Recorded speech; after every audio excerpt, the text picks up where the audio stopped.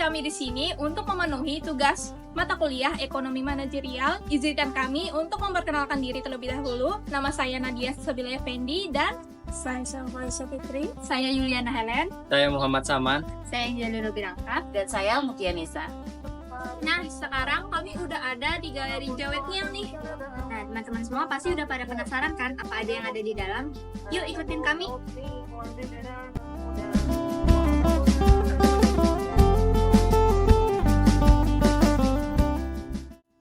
Niang adalah seorang pengrajin anyaman rotan sejak masih kecil dan merupakan owner dari toko Jawet Niang dengan tujuan ingin mengangkat kearifan budaya lokal yang memodifikasi rotan dengan bahan lin seperti kulit dan batik.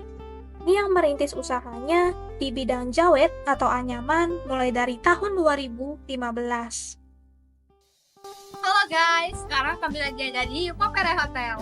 Di sini kami berkesempatan langsung untuk mewawancarai salah satu pelaku usaha UMKM di Palangkaraya. Dan juga menghadiri pelatihan teknik dasar anyaman rotan Kabupaten Surian, Kota Palangkaraya. Yuk ikuti kegiatan kami selanjutnya. Nama saya Jalil Birangkat. Kami dari mahasiswa Universitas Palangkaraya. Jadi di sini kami diminta untuk mengerjakan tugas dari mata kuliah ekonomi manajerial. Jadi kami disuruh untuk mencari para pelaku UMKM. Salah satunya kan Jawet Niang ini yang paling terkenal di Palangkaraya ini ya. Output input yang dihasilkan dari usaha UMKM ini kira-kira berapa?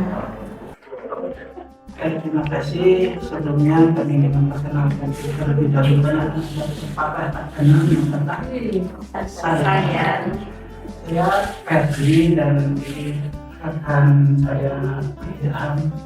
Kami berdua teman dari bidang industri, dinas koperasi, usaha kecil dan menengah, perindustrian dan perdagangan Kabupaten Sarian.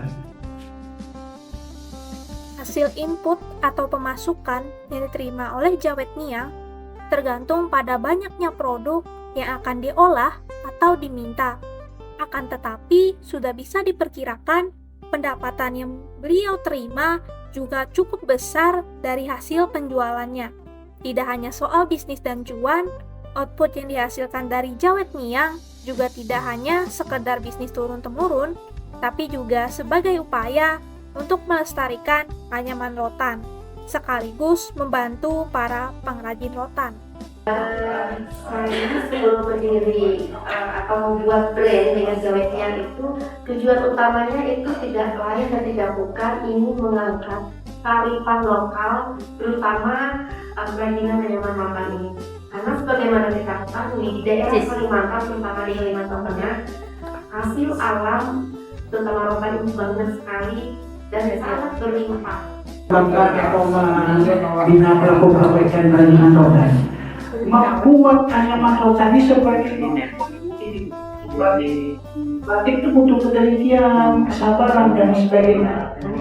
Nah, sama halnya dengan pengolahan rotan. Pengolahan rotan ini padahal prosesnya jauh lebih panjang ya.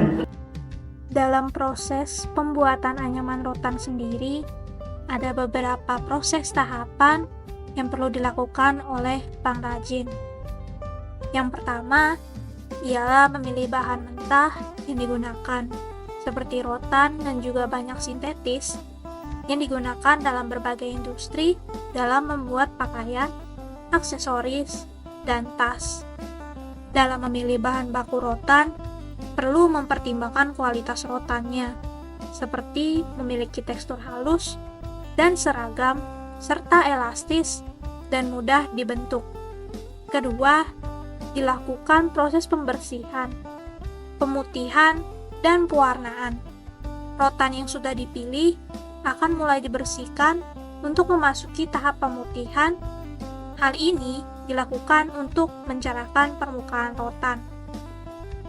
Proses pewarnaan ini nantinya membutuhkan waktu 1 hari 1 malam untuk merendam rotan ke dalam lumpur, sehingga nantinya dapat diwarnai dengan menggunakan bahan alami seperti getah dari kulit kayu buah dan daun tepanggang, kalabuau, serta daun jari.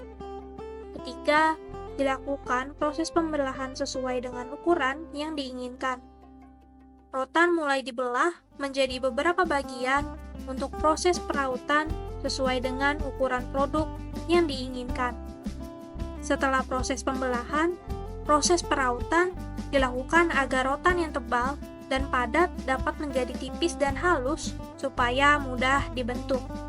Baru dilakukanlah proses penganyaman. Setelah lembar rotan jadi, lalu digabungkan dengan bahan lain, bisa kulit sintetis, kain, dan sebagainya. Dalam proses distribusinya, usaha Jawet Niang harus mempunyai website untuk menyalurkan produknya agar dapat menjangkau masyarakat lebih luas lagi.